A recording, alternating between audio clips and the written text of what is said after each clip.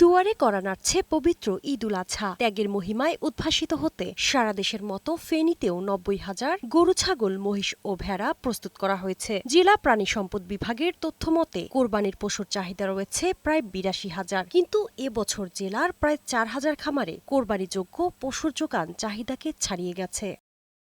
এখন প্রতিটি খামারে প্রাকৃতিক উপায়ে কোরবানির পশু মোটাতাজা করা হচ্ছে। লাভবান হওয়ার আশায় অনেক খামারই ব্যাংক থেকে ঋণ নিয়েও খামার পরিচালনা করে থাকেন। তবে বাজারে খাদ্যের দাম ও শ্রমিকের মজুরি বৃদ্ধি এবং সীমান্ত দিয়ে চোরাই পথে ভারতীয় গরু আসায় ক্ষতিগ্রস্ত হওয়ার শঙ্কায় রয়েছেন খামারিরা। চোরাই পথে ভারতীয় গরু আসা বন্ধে প্রশাসনের সহযোগিতা চান তারা। অ্যাডমিনিস্ট্রেশন আছে যারা এই দিকটাও পরিমহল থেকে দেখতেছে, তাদের কাছে একটা রিকোয়েস্ট থাকবে ওনারা যাতে একটু এই জায়গাটা দেখে, যাতে এই চোরাই পথে গরুগুলা না নামে। আমরা কৃত্রিম পশু দিয়া গরু মরতাদাকরণ করি না। আমরা আমাদের নিজস্ব ঘাস আছে, সাথে ঘাসের জমি আমাদের, ওই জমি থেকে আমরা ঘাস নিই, ঘাস পারি, ঘাস পাওয়ার থেকে আমরা গরুকে খাবাই।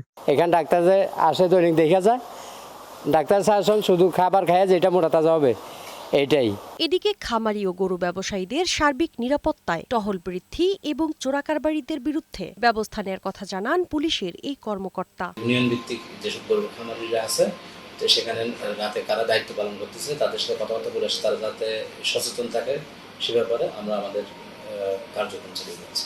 কোথাও কোনো ধরনের যাতে অবৈধ গরু কেনাবেচা না হয় সে ব্যাপারে আমাদের নজরদারি অব্যাহত রাখবে। এছাড়া খামারিদের প্রশিক্ষণ, প্রয়োজনীয় ভ্যাকসিন ও ওষুধপত্র সরবরাহ সহ মনিটরিং করা হচ্ছে বলে জানিয়েছে প্রাণী সম্পদ বিভাগ। সমস্ত উপজেলা থেকেই সমস্ত খামারকে আমরা নজরদারিতে রাখছি এবং প্রয়োজনে তাদের কাছে আমাদের কর্মীরা ছুটে যাচ্ছে এবং তাদের সমস্যাগুলো জানার চেষ্টা করছে। শারমিন রিমি, বৈশাখী সংবাদ।